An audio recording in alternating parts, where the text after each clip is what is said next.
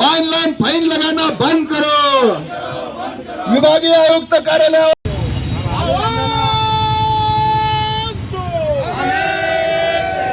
आज जो online fraud हो रहा है रिक्शा वालों के साथ, उसके खिलाफ में जो मोर्चा निकाले जा रहा है, समाजवादी पार्टी का इसको संपूर्ण समर्थन दिया गया। मैं आपके चैनल के माध्यम से एक चीज बताना चाहता हूं कि एक रिक्शा वाला अपना पेट पालने के लिए दिन भर मजदूरी करता, वो सुबह से शाम तक मजदूरी करके 200-500 रुपए कमाता है, बस उसी के अंदर उसका घरदार चलता, उसके बच्चे पलते, उसके बीमारी सिमारी सब चलती। मगर नितिन गडकरी साहब ने ये ऑनलाइन पौतियों का जब से निकाले हैं, तो ये रिक्शे वालों को अपने घर वालों के जेवर गिरवी रखना पड़ रहे, घर जायदाद गिरवी रखना पड़ रही, और ये फाइन भरना पड़ रहा। और फाइन किस तरीके की दी जा रही है, ऑनलाइन कहीं से भी कोई भी पुलिस वाला कहीं से भी छुपा हुआ रहता है, फोटो मार देता। कोई पैसेंजर अगर उतर रहा है, मैं या आप कहीं अगर जा रहे हैं तो अपने घर के सामने उतरना पसंद करते, कहीं रोड पे नहीं उतरते। हमेशा मेरे घर के सामने ऑटो रोको बोलेंगे, हम वहीं उतरेंगे, वहां से छुप के फोटो मार लेंगे और उसके ऊपर 1500 रुपए की पावती, जबकि जीआर है 300 रुपए का। सिर्फ नो पार्किंग का जीआर 300 रुपए का लिखा हुआ है। इस पावतियों के ऊपर आप देख सकते हैं, स्पष्ट तौर से लिखा हुआ है 300 रुपए का जीआर है, मगर 1500 रुपए की पावतियां आ रही है। उसके बावजूद भी रिक्शा वाले फिर भी भर रहे। मगर अब इस आंदोलन के बाद हम एक बड़ी मुहिम चलाएंगे और पूरे रिक्शा वालों से हम गुजारिश करते हैं कि कोई भी ऑनलाइन पावतियां मत भरो। और एक सबसे बड़ी बात, आज आप एसटी बस में अगर देखेंगे तो लोग 25 सीट का उसको परमिशन है, मगर उसके अंदर 40 से 50 लोग लटक के जा रहे। कई वीडियो है मेरे पास, मैं बता सकता हूं आपको।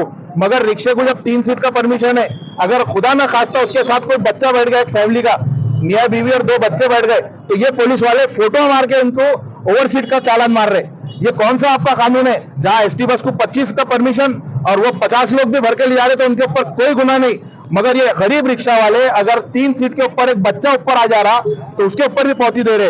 ये कहीं का इंसाफ नहीं है। नितिन गडकरी साहब की आंखें खुलना चाहिए और ये मसला हल होना चाहिए। आपका बोला। मैं फैसल खान, समाजवादी पार्टी शहर अध्यक्ष, समाजवादी पार्टी का इस मोर्चे को संपूर्ण समर्थन दिया गया है। कोई आमदार, कोई खासदार यहाँ आया नहीं। इनके लिए लड़ने के लिए अगर कोई आया है तो एक आम जनता है। ये आम जनता के लिए लड़ने के लिए अगर कोई आ रहा है तो मैं बोलता हूँ सिर्फ ये लोग लड़ रहे हैं उनके हक के वास्ते। हमारे जैसे समाजवादी पार्टी के लोगों ने इनको समर्थन दिया, और भी दूसरे पार्टियों ने समर्थन दिया, सीपीआई ने समर्थन दिया, गब्बर एक्शन ने समर्थन दिया, लाल वोटा ने समर्थन दिया, हमारे साहिब पठान साहब ने समर्थन दिया। मगर मैं बोलना चाहता हूँ कि औरंगाबाद के जो आमदार है संजय सिरसाट, उसके बाद प्रदीप जायसवाल, ये खुद रिक्शा चलाते थे। ये खुद रिक्शा चलाने वाले लोग, ये रिक्शा के यूनियनों के लोग आज यहाँ क्यों नहीं आए? इन्हें कौन सी ऐसी लत लग गई जो वहाँ एसी के अंदर जाके बैठ गए? एसी से बाहर निकलने का इनका दिल नहीं बोल रहा।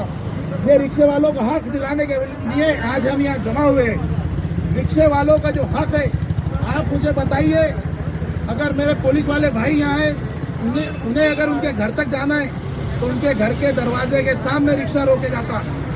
या मैं अगर मेरे घर तक जा रहा हूँ या मैं अगर शॉपिंग को जा रहा हूँ तो मैं उस दुकान के सामने रिक्शा रोकूंगा जहाँ मुझे शॉपिंग करना है।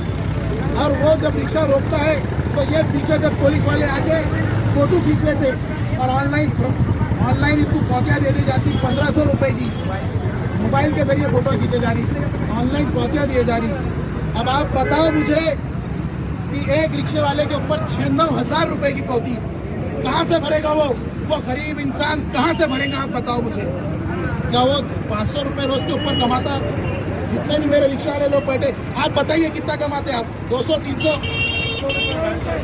300 रुपए बहुत कमा लिया उसने। 20 घंटे अगर कर लिया तो 500 रुपए कमाएगा। 20 घंटे अगर उसने रिक्शा चलाया तो 500 रुपए कमाएगा, इसके ऊपर नहीं कमा सकता। अब आप मुझे बताओ वो 96,000 रुपए की पावती कहाँ से भरेगा? 10, 15 हजार रुपए की पावतियाँ कहाँ से भरेगा? आज ये जुल्म सिर्फ औरंगाबाद के रिक्शे वालों पे नहीं हो रहा, पूरे महाराष्ट्र के रिक्शे वालों पे हो रहा है। यहाँ से एक चिंगारी निकली है, पूरे महाराष्ट्र में जाएंगी। अगर ये बात नहीं मानते, ये सरकार अगर बात नहीं मानती, तो मैं आपके चैनल के माध्यम से बताना चाहता हूँ कि ये सब रिक्शे वाले रोड पे आएंगे। रिक्शा बंद होगा कि नहीं बताइए आप? रिक्शा बंद होगा, लोगों को आने जाने का मसला होगा, तो ये सरकार की जवाबदारी है। इसकी जवाबदारी सरकार को लेना पड़ेगी। दूसरी और बात, आपने 3 सीट के परमिशन दिए रिक्शा वालों को। अगर आजकल हर एक घर में मियाँ बीवी 2 बच्चे तो रहते ही, हर एक पत्रकार के हो या हमारे पुलिस भाइयों के हो, मियाँ बीवी 2 बच्चे अगर रिक्शे में बैठ के जा रहे, पौती मार दिया जाए। ओवर सीट, ये कौन सी ओवर सीट है? आप मुझे बताओ, जो एसटी बस चल रही है, जो अपनी सिटी बस चल रही है, उसके अंदर कितने लोग बैठते? 23 से 25 सीटों की उसकी परमिशन, मगर उसके अंदर 50-50 लोग। हमारे पास वीडियो मौजूद है, वसीम भाई के पास वीडियो मौजूद है, आप देख सकते हो। 50-50 लोगों को बिठा के एसटी बस ऐसे लटक के जा रहे हैं, एक साइड पूरी झुक गई, मगर उसके ऊपर कोई फाइन नहीं है। क्यों? कि ये गरीब लोग ही तुम्हारे वास्ते बैठे फाइन लेने के लिए? कि अत्याचार सहने का सिर्फ ठेका या गरीब लोगों ने लेके बैठा? आप मुझे बताइए कि ये बंद होना चाहिए। एसटी बस के अंदर अगर 25 की परमिशन है तो 25 के ऊपर 26वां नहीं बिठाना, कंडक्टर रहता उसके अंदर, कंडक्टर की जिम्मेदारी है, आप उसके ऊपर फाइन मारो, मगर ये लोग नहीं मार रहे। दूसरी और एक बात, आप समझते होंगे कि हम आज छोटा सा मोर्चा लेके आ गए तो सरकार पे दबाव नहीं बनेगा। ये सरकार सोचने की गलत फहमी ना करे, क्योंकि यहाँ से अभी चिंगारी जब निकली है तो अगली वक्त विक्षेप बंद होंगे, सड़कें औरंगाबाद शहर की जाम होंगी, ये समझ लीजिए आप। और उसके बाद भी अगर ये सरकार नहीं मानती तो हम यहाँ से बम्बई जाने का भी बंदोबस्त करेंगे, पूरा रिक्शा लेके जाएंगे बम्बई। कल रात में अबू आसिम आजमी साहब से मेरी बात हुई, उन्होंने कहा अगर तुम बम्बई आते हो तो आज़ाद मैदान में मैं तुम्हारे साथ खड़े रहूंगा। मैं जो है वहाँ अबू आसिम आजमी साहब मुख्यमंत्री से निवेदन लेके जाएंगे आपके लिए, ये उन्होंने कल आश्वासन दिलाया। उसके बाद यूपी के अंदर ऑनलाइन फाइन जितनी भी दी गई थी वो सब रद्द कर दी गई। इसी तरीके के मोर्चे निकले, इसी तरीके के धरने हुए। एक सरकार के ऊपर हम लोगों को प्रेशर बनाना पड़ेगा। आप ये बात समझ लीजिए। आज औरंगाबाद शहर के 2% रिक्शे वाले भी यहाँ नहीं है। जब पूरे 99% लोग यहाँ आ जाएंगे रिक्शे वाले, जब ही सरकार के ऊपर प्रेशर बनेगा। जब तक प्रेशर बनने वाला नहीं है मेरे भाइयों, हमको ये प्रेशर बनाना पड़ेगा। हमें सरकार के ऊपर प्रेशर बनाना है। आज आप देखिए लॉकडाउन के अंदर कितने हमारे रिक्शे वाले भाइयाँ हैं जिनके पास 3-3 रिक्शे के वो मालक थे, आज वो दूसरों के रिक्शे बदली पे चला रहे। हकीकत है कि नहीं है? क्यों ऐसा क्या हुआ लॉकडाउन में?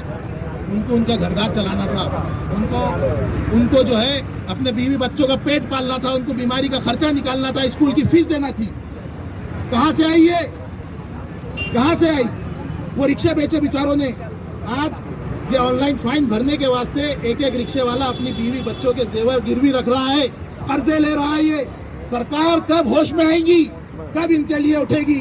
आप बताइए मुझे, कब होश में आएंगी सरकार? और सरकार को होश में दिलाने के वास्ते हमें इसी तरीके से एक जगह आना होगा। आज जो है औरंगाबाद शहर में ये जो छोटा सा मोर्चा निकला, यहाँ खासदार भी रहना चाहिए था, यहाँ आमदार भी रहना चाहिए था, यहाँ महापौर भी रहना चाहिए था, मगर कोई भी नहीं आया बाबा।